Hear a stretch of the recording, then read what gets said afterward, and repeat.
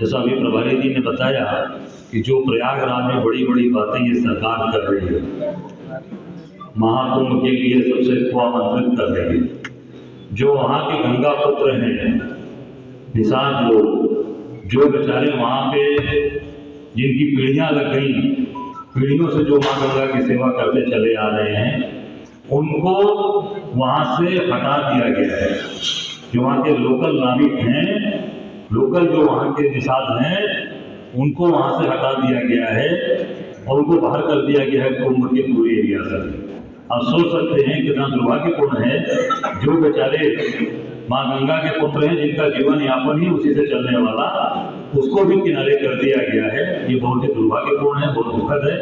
ऐसे ही बनारस के अंदर भी सारे जितने भी वहाँ के निषाद समाज और निषाद राज का मेन स्थान है प्रयागराज, जहाँ निषाद राज वहाँ से विराजमान, वहाँ के निषाद समाज को बाहर कर दिया गया। बाहर के लोगों को जो बड़े बड़े गुजरात की बोट लेकर आए हैं, उनको वहाँ पर दिया जा रहा है, वहाँ पर काम।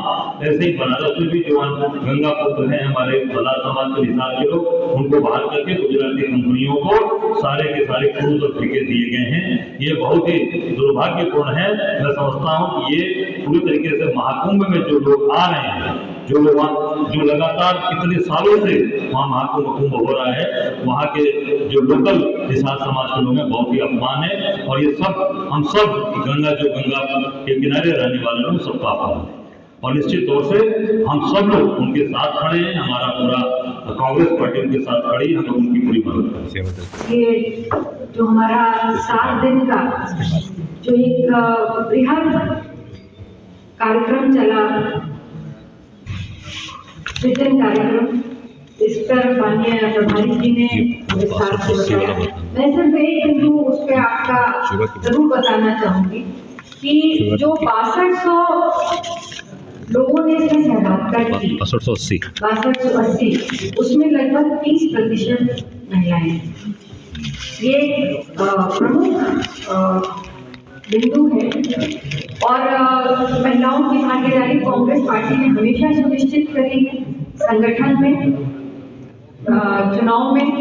और 33% आरक्षण स्वर्गीय राजीव गांधी जी की ही देन है, जो आज पंचायत में है।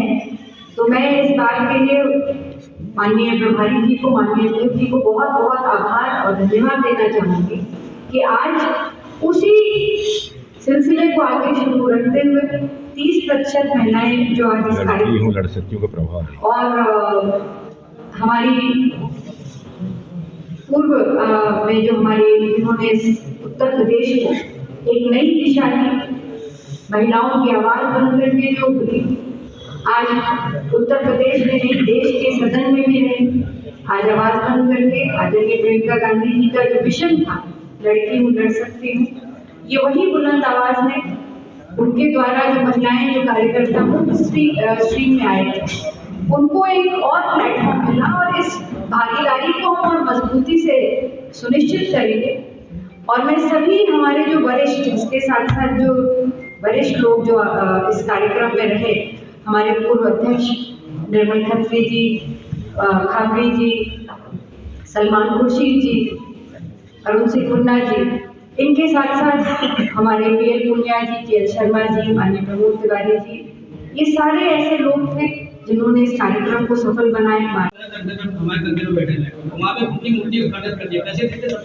देखिए, पूरे प्रदेश में ही नहीं, पूरे देश में जिस प्रकार से एक जातीय उन्माद, कहीं पर भाषा उन्माद, कहीं पे क्षेत्रीय उन्माद फैलाने का प्रयत्न भारतीय जनता पार्टी उनका नेतृत्व जिस प्रकार से कर रहा है, ये बहुत ही चिंतनीय और दुख की बात है।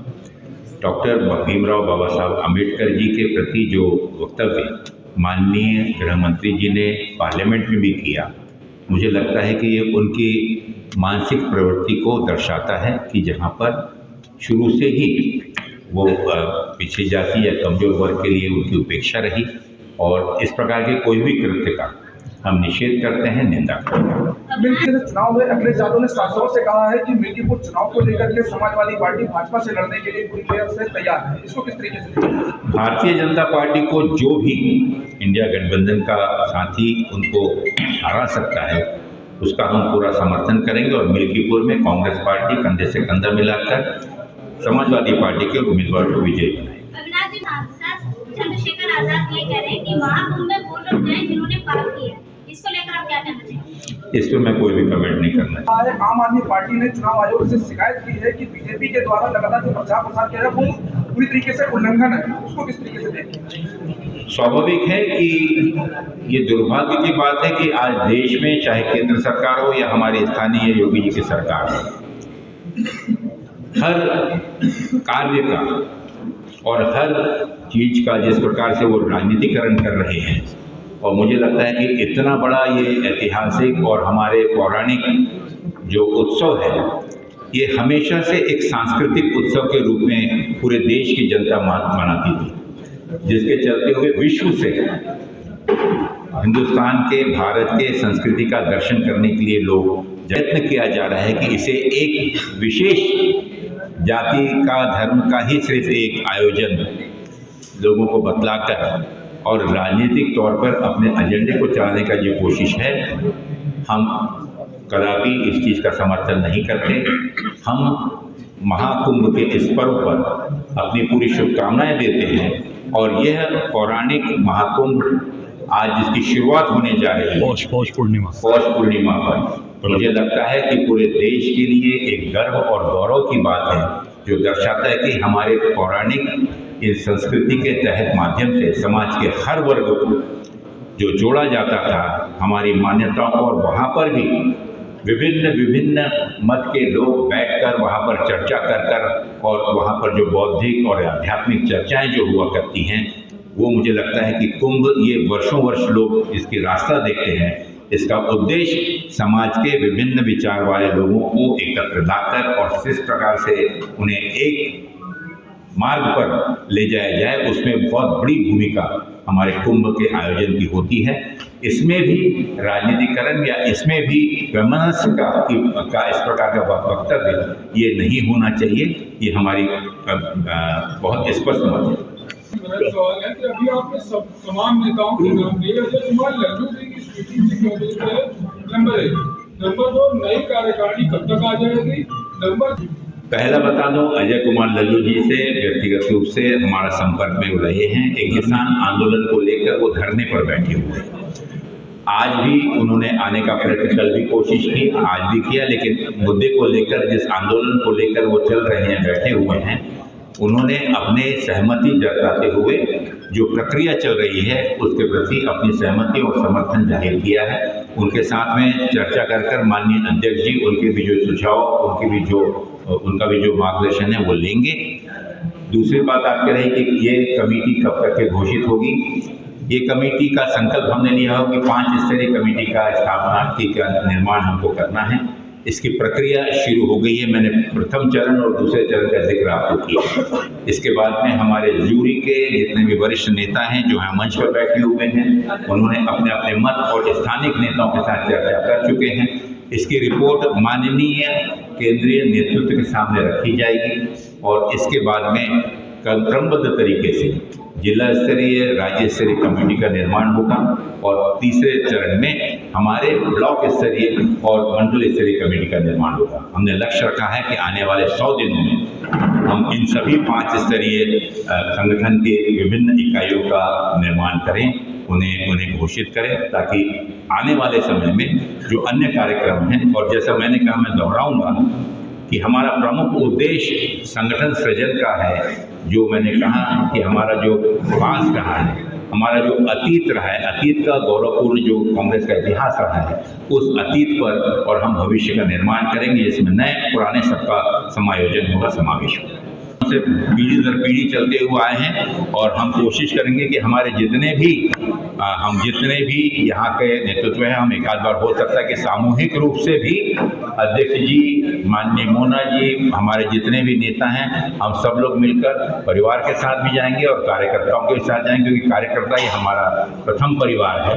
तो परिवार के साथ में और हमारे कार्यकर्ताओं के साथ में हम सब मिलकर भी कोशिश करेंगे कि कुंभ के इस महापर्व में हम भी सहभागी हों। आपको आज यहाँ पर कह सकता हूँ कि 2027 के विधानसभा चुनाव में कांग्रेस अपने पूरी ताकत के साथ इस चुनाव में लड़ेगी।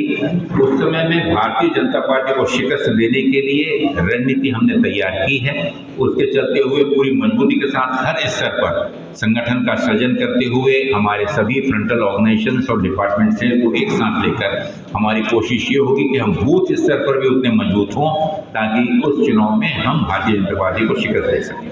पूर्ण रूप से इफेक्टिव थी। अगर मुझे लगता है कि इसके बारे में मैं आपको जानकारी दे दूं कि पूरे 80 लोकसभा चुनाव में से लेकर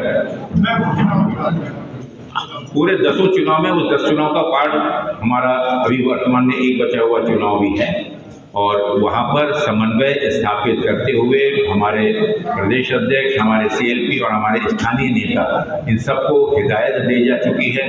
2-3 दिन की जो यहाँ पे बैठकें हुई उसमें भी उन्हें आश्वस्त किया गया है, उन्हें निर्देशित किया गया है कि वे इस चुनाव में बीजेपी की पराजय का पूर्ण रूप से आश्वस्त